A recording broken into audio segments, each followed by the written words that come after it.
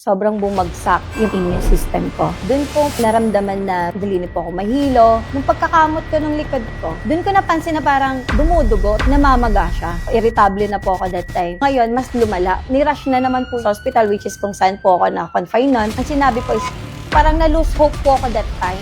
Wala na eh. Parang wala na po akong chance na gumaling eh. Ako po si Angel Bull.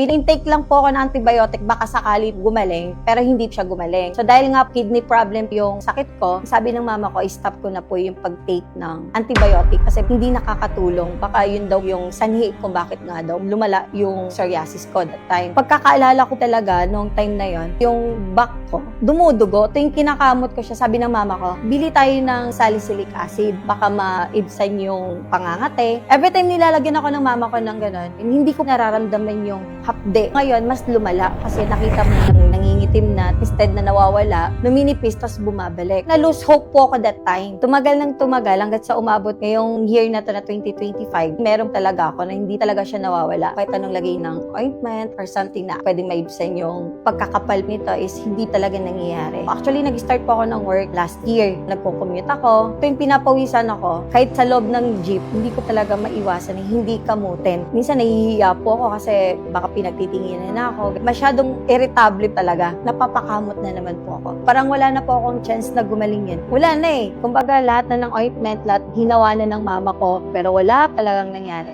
Nung nalaman ko po na nag-launching ang Clio, laking bagay na parang pumasok sa isip ko na baka ito yung nutrient na kailangan ko. Kasi syempre po, yung Clio is omega-3 superior, which is may essential fat and with astaxanthin na nakita ko at inaral ko talaga yon bago ko talaga siya intake. Nakafocus lang po ako kasi dun sa word na astaxanthin kasi nandun po yung skin health na sinasabi na baka yun yung makatulong sa akin. So I remember October 12, nung nabasa ko yun, October 13, nagkaroon po ako ng Clio. Pero hindi ko siya in-intake agad. Binusisi ko muna kung talagang legit talaga siya. Ano ba yung mostly na feedback ng tao. So nakita ko is makatulog ng maayos, iwas sa puyat. November 3, in-intake ko po siya. Nakatulong si Clio. One time a day ko po siyang take noon. Ang nangyari, hindi ko na napapansin yung psoriasis sa likod na kumakate. Sabi ko, there's something in me na hindi na parang ako yun. Kasi nasanay ko, ilang years na rin pininda yung psoriasis. Parang every time na lang, kamot doon, kamot dito. So, napansin ko na yung, bakit hindi na siya kumakate? Nag-take po ako ng selfie. Sinelfiean ko po yung likod. Binidyoan ko, sa likod ko nga talaga siya. Kasi ganitong size niya, biglang lumiit. Yung pagkaliit niya na yon, sabi ko, buti na picturean ko. So, sa pag-intake ko po, ginawa ko siyang twice a day. Ang laki ng tulong. Nung napansin ko na lumiit siya, hindi ko talaga makalimutan. November 20, kinapa ko siya, as in nag-flatten. Imagine, in just 2 weeks na